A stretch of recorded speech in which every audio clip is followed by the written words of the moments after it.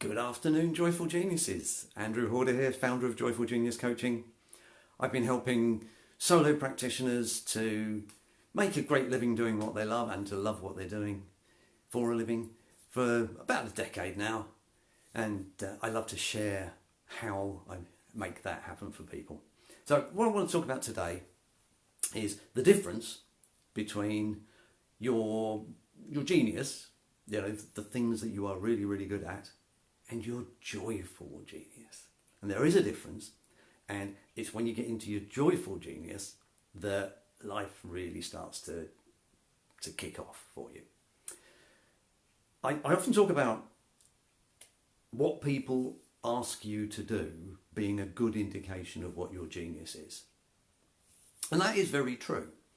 If people are asking you to do something, then there's a very good chance that your genius is in there somewhere. Because typically when people ask you to do stuff that they know you can do, they're doing that because there's something about you that's radiating, this is something I'm good at, this is me at my best. And what they're really looking for there, and what you're really looking to understand there, is what it is, not necessarily about the thing that you do, but how is it that you do it that's different to the way other people do it that makes you their perfect provider? And actually it goes a little bit deeper than that. It's not how you do it, but it's who you're being when you're doing it. I always think it's very entertaining that how and who have got the same letters, just in a different order. And it really is about understanding that the how of what you do, we're not talking here about the ABC steps, but we're talking about the energy that you are bringing to it, the who you're being when you do it. And when you're being you at your best, that's the time when people really get the value from you, and that's the time when they really love to work with you. Your perfect customers do. When you're really being you at your best and people aren't really getting value from that, that means they're not your perfect customers. Your perfect customers are going to appreciate you in your naturalness, in your natural genius that shines through. And one of the reasons that shines through is that you're enjoying what you do. And that's where we have that extra step, that subset, if you like, of what people love you to do and the way that they love that you do it, which also has with it that you love doing it.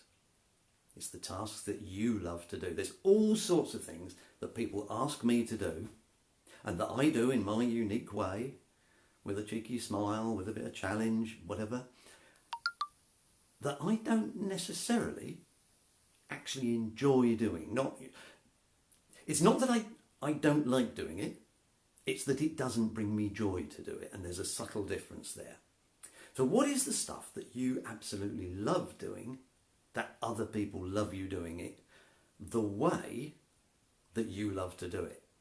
So it's not about what they want from you, it's about what you want to deliver. What do you want them to see your your joyful genius as being? Your JOYnius. Oh, I like that. Yes, anyway. That's going to be fun in the transcript. That might need an edit.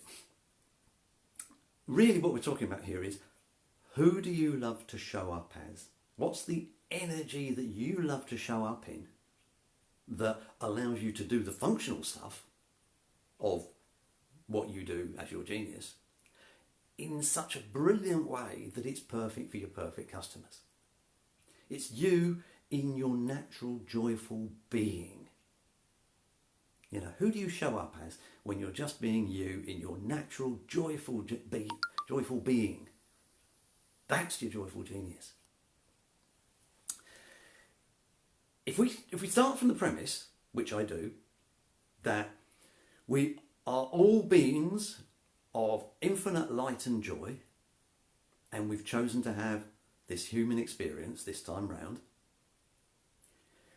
if you are not feeling that joy, that feeling of being an infinite being of light and joy when you're doing your work, that means you're not bringing the true essence of you to your work. It means that what you're doing is you're allowing who you think they want you to be to just slightly twist who you naturally are. Hi Scott, lovely to see you there. Just talking about being natural and bringing your natural genius from that feeling of being an infinite being of light and joy. And that's the feeling that you get when you're living in your joyful genius. So if you don't want to be distorting the essence of you to fit what you think other people want, and as I've said many times before, the chances are it's not actually what they want. If you think they want it and you're trying to be it, you're not being what they really want. Yeah, I'll say that again. If you think there's something that they want you to be, your perfect customers, yeah, and you're trying to be it, then you are not in your joyful genius. And I know that because you don't have to try to be in your joyful genius. It just happens to you. The trick is to find the people who love that, and that's where the marketing from fantastic marketers like Scott comes in, that we get the message out there that explains to people what you in your best, what you as that infinite being of light and joy turns up as.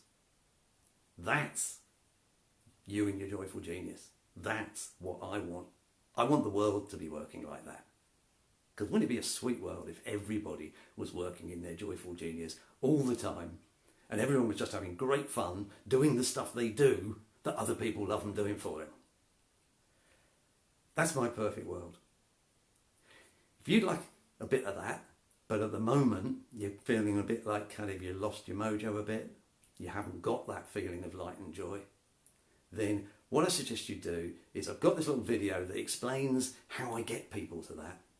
Its URL for it is www.joyful-genius.com/mojo. I'll put a link down below. I would love you to watch that. At the end of that, there's an invitation to jump on a brief telephone or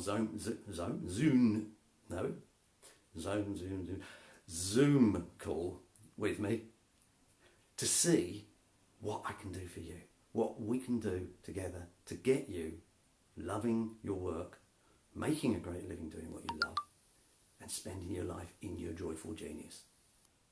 Sounds like fun? Have a look at that video, jump on that call.